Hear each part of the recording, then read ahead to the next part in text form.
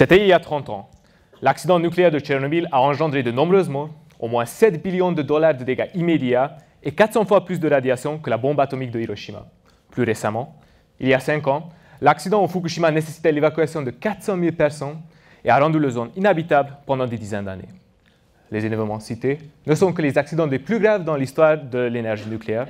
Il y a plein de petits accidents qui arrivent dans les centrales, qui peuvent avoir des conséquences plus ou moins importantes.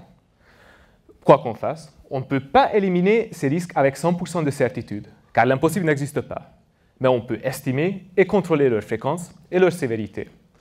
Le département de management de risques industriels à EDF a pour but d'identifier et quantifier les risques liés à la production nucléaire pour proposer des améliorations pour la conception des centrales et d'assurer les autorités du bon fonctionnement de l'exploitation. Pour les petits incidents, les études s'appuient sur les retours d'expérience disponibles. Par contre, pour des événements majeurs, l'outil principal est la simulation numérique, parce que essayer de quantifier tout ça en faisant sauter une centrale nucléaire, ce n'est pas forcément la meilleure idée.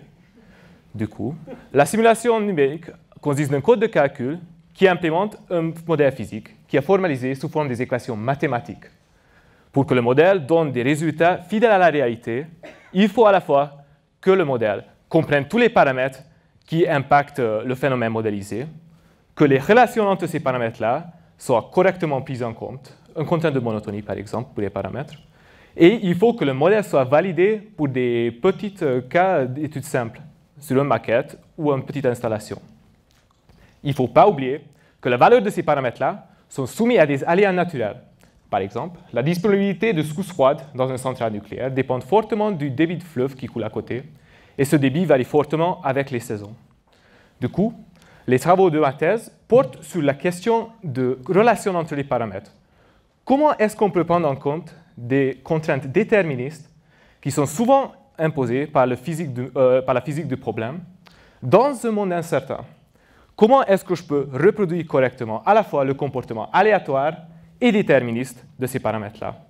Je propose une modélisation probabiliste qui tient compte des contraintes déterministes tout en assurant une liberté maximale parmi les choix possibles, ce qui est mesuré par une mesure d'entropie. Le modèle sera utilisé pour alimenter des simulations numériques afin d'évaluer le risque des événements majeurs indésirables liés à l'exploitation nucléaire afin de vous assurer qu'un tel événement arrive bien moins souvent que l'on observe un signe noir. Merci beaucoup.